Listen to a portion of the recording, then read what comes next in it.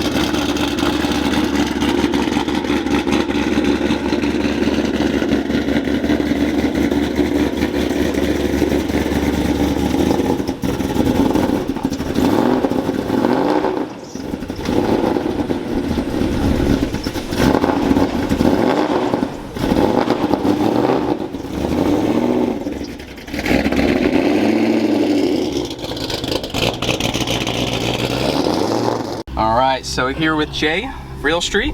Hello. And he's giving me a tutorial on the driver switch system. So the driver switch system is going to change the traction slip aim and the throttle blade aim.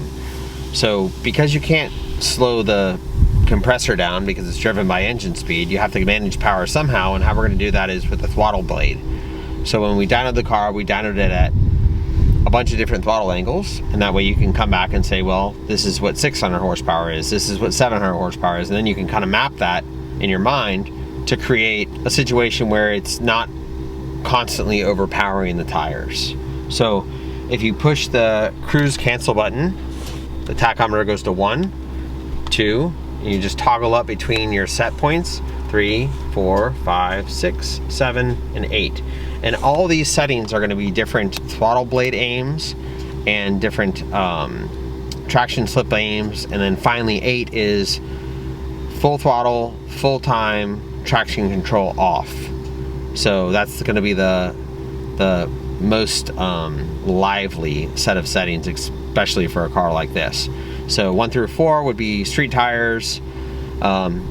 And then 5, 6, 7, 8 are going to be, you know, a drag radial tire, and then 8 would be like a full race condition where you want the maximum amount of power in every gear, because the Motec can limit the power versus engine speed and gear.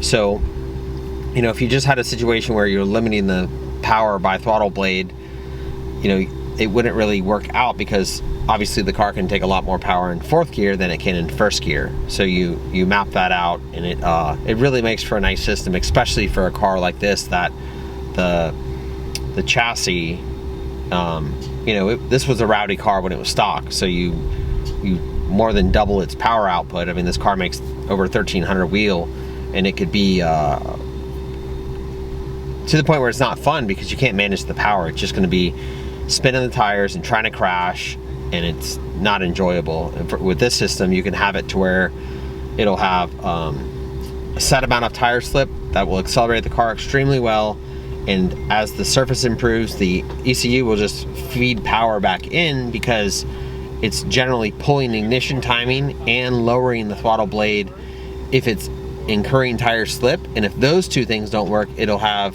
ignition cuts. So rarely you'll hear the ignition system cut, but that's because it's already tried the first 2 stages of trying to control the power. right. So it's gonna say, like, I'm having some tire slip, I'm gonna try this.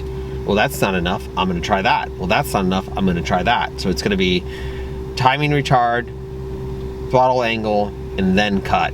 Where most systems, like the factory system, when it starts to spin the tires, it just stops the party. Yep. This system, you'll be flooring your car thinking that you're getting after it, thinking that the road's great. You go back and look at the data, and the Motec is consistently keeping you out of trouble.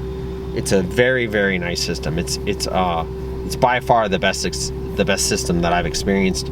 Most of the early or other brand traction control methods are just super invasive, right. Where this one you just have a slip aim, and the ECU will do its strategy to maintain that slip aim. So the car's always accelerating the best it can for the surface it's on. which makes it much better than the other offerings in the market. And then there's the launch control button, which will go into a launch mode, and that will disable the launch mode once you start moving. So if you're just on a drag strip, on a car like this, it makes so much torque, you know, the engine speed is relatively low, and it makes boost really fast. And then there's the functionality of the factory if you just want to turn the traction control off. But again, you've already experienced this car for a period of time with no traction. Godly loud.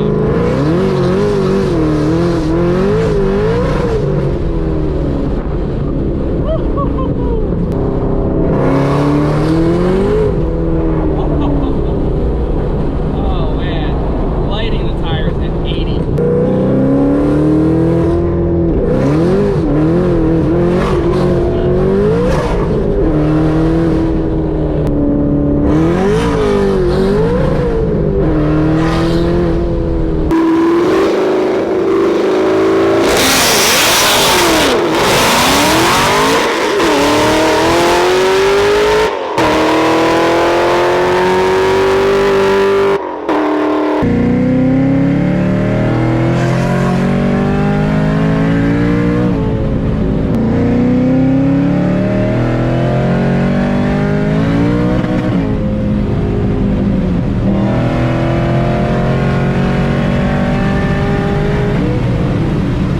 Yeah, it's So, it's you know, stupid. Gio told me, like, it's not that Andrew doesn't want to race you, it's that he knows that he doesn't have a fair match because he just doesn't have traction.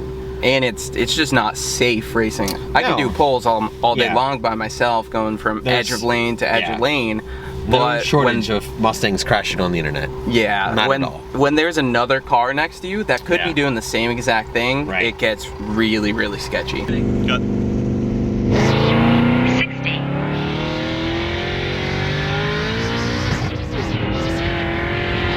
130.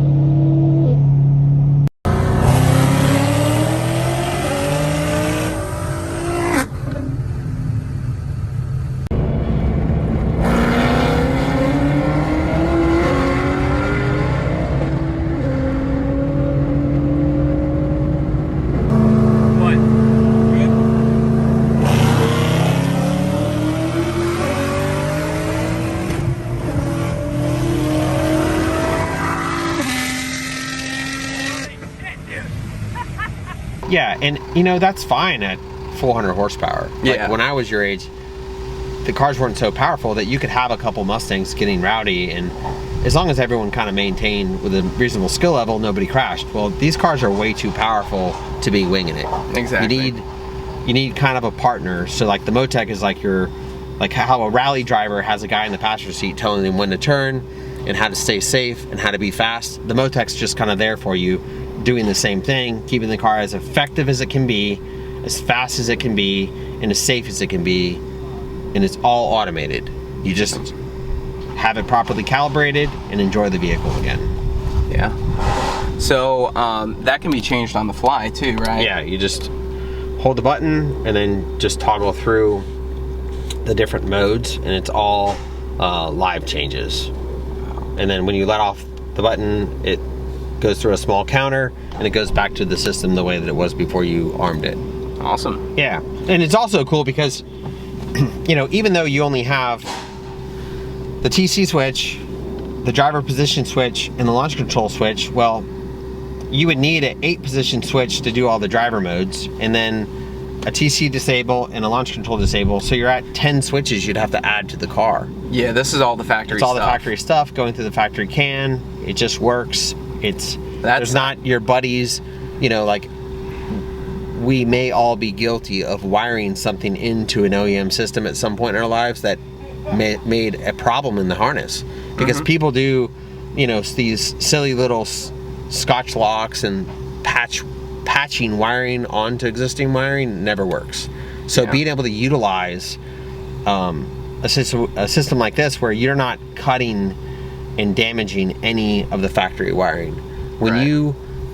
if you get to the point where you want to part ways with this car, you can take that Motec investment off.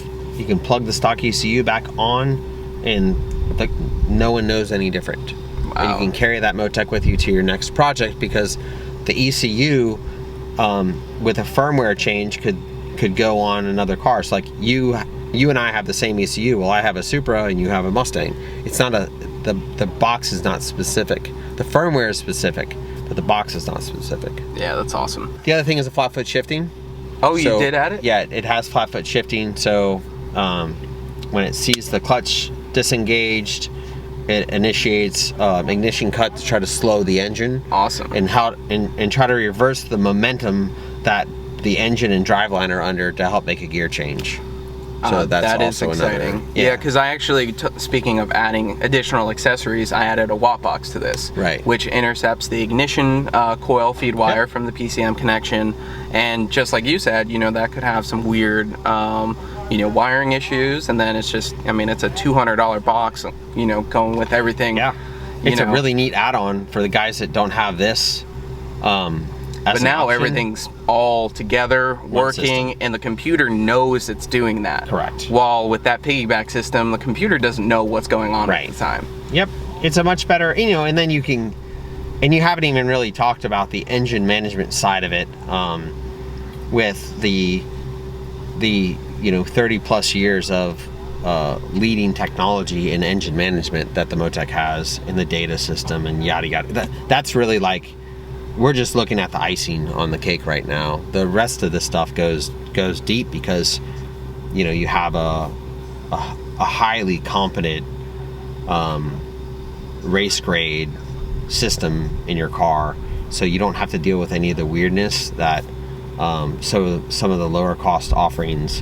You know, a lot of customers lose events because they don't have the right stuff, and they have to look back on the memory saying like, well, maybe next time, or they get out of the cars and they don't get to ever feel the glory. Well, the Motec is such a competent partner in your program that you just count on it. You don't worry about it. It's just, that's, the engine is now managed properly.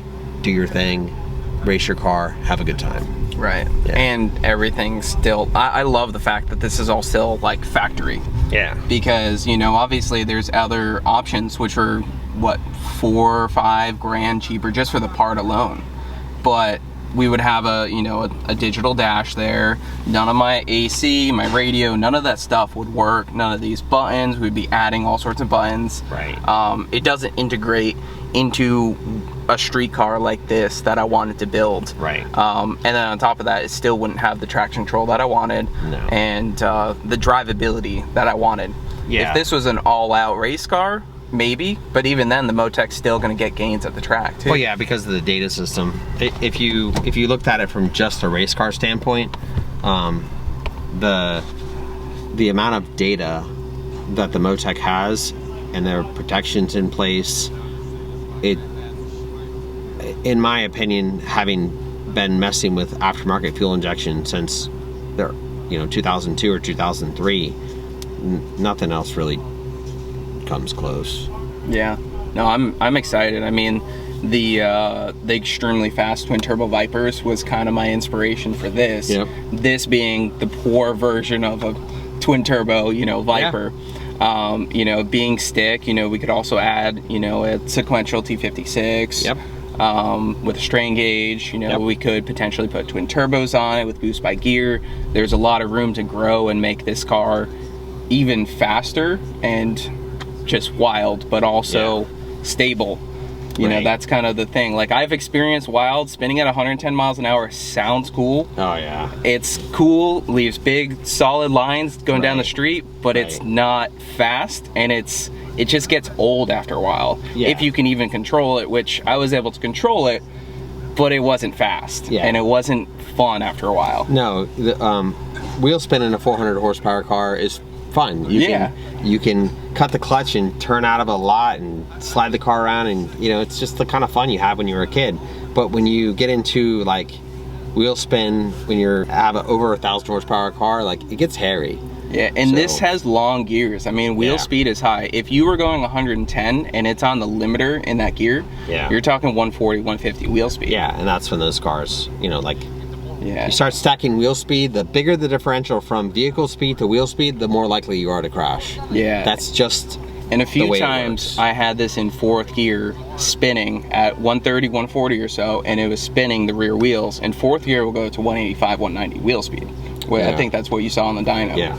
So that's where it gets really, really sketchy, because you spin around at that speed. I mean, it's game over. No, you're you know, the hardest thing to get people to understand about the major benefit of these systems is it makes the car effective again. Like, I've had, you know, I've worked on a lot of cars, and I've had a couple cars, you know, a couple customers that have 60s American pony cars, and the cars were fairly useless because they made a lot of power, but you couldn't beat on them. Right. And when you go from having a car that is virtually useless to having a car that you can just make runs in, and it's just fun, and it always puts down as much power as the tire will take.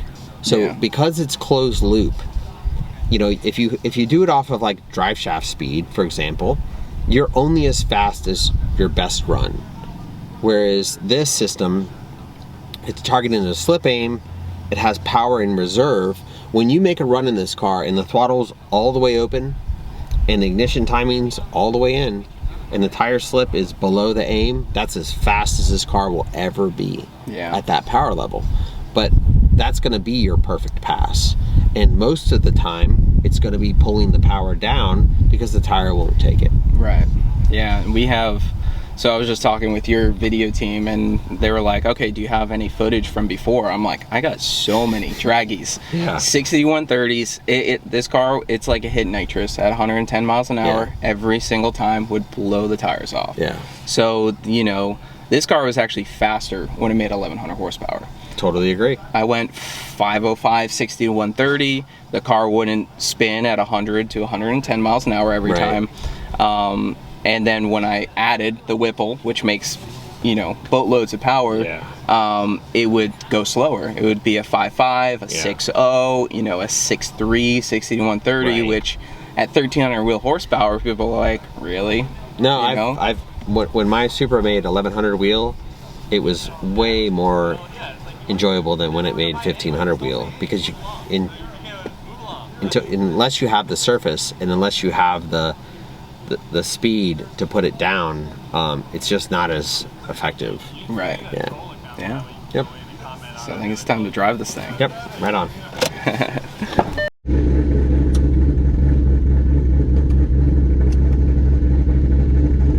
All right. First time driving it. We're gonna go get some shots of it and do some pulls.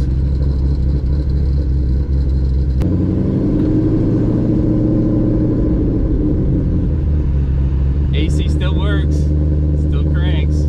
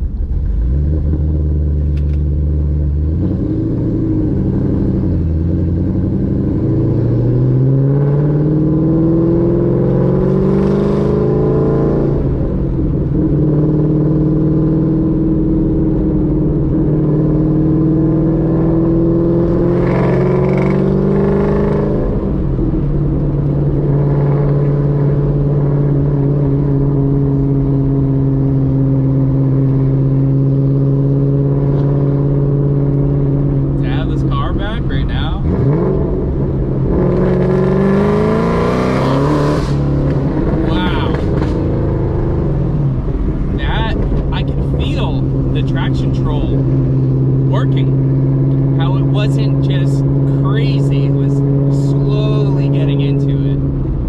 That was honestly pretty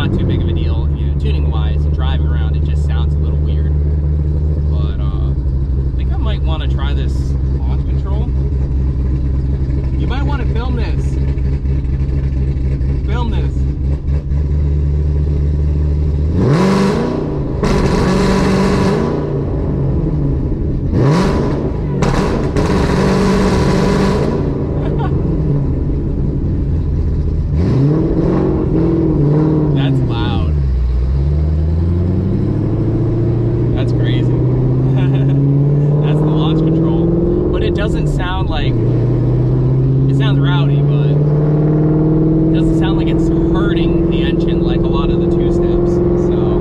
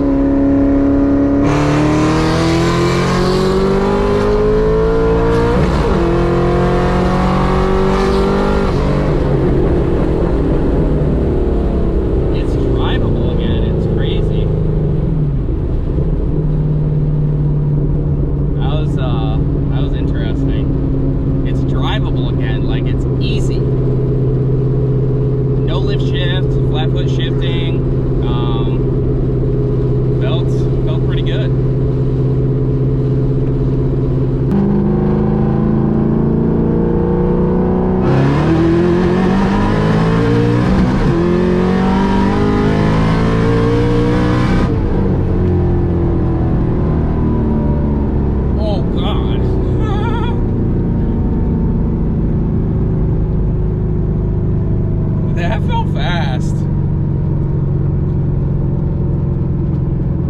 Oh my God, it's already my best 60 to 130 on the street, 503. And I think I short shifted it. Oh my God. Oh, that was fast as holy shit.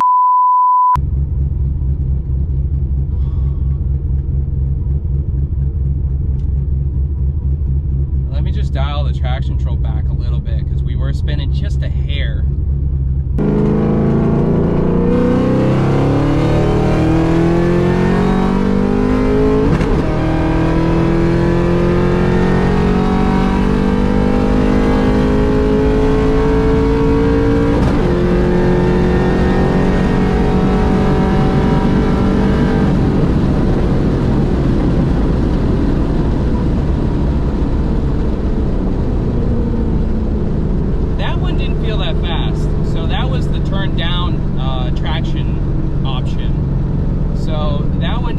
Crazy fast. So when I change this, turn it. Are you making the dragon to work? So I turned the traction a little more sensitive on that one, and it felt really slow. So I'm turning it back up to 7. I'm trying to look at IATs just to make sure it's not too hot.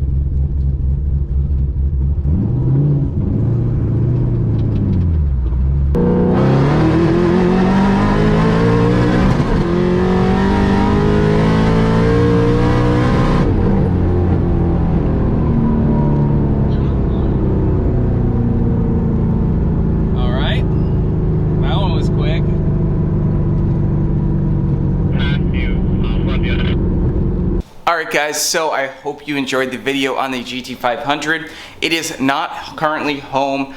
We are going to be making another video full of some pull videos and trying to get that draggy 60 to 130 down even more. I made a few lists of things that I want to address with Jay and change the traction maps up a little bit because we obviously have 8. And Jay is going to fine tune it to exactly what I want to do. We were also possibly hitting a safety cut a few times. The car cut out. So we're gonna figure out a way. Obviously I'm gonna hook up my laptop, but I do like to monitor data and temps, and that's something I do religiously. And with this different system, it's just all different for me. So I just need to find the right setup for me so I can look, monitor, and look at the logs. Cool thing is, it's always logging, so if it ever does anything weird, it's always there. So we did have a few polls where it cut out, and we're gonna talk with Jay probably this week. We're gonna try and get the car ready for FL2K, possibly the roll race event, but also maybe some Mexico activities. So I hope you guys are excited for that. I'm really excited to get the GT500 back. It does need some header gaskets, but we'll push through and get it done. So make sure you give this video a big like, and if you made it here, just go ahead and do it. Even if you don't normally hit the like button, just hit it, and let's see if we can get this video out to more people, and we'll see you guys in the next one.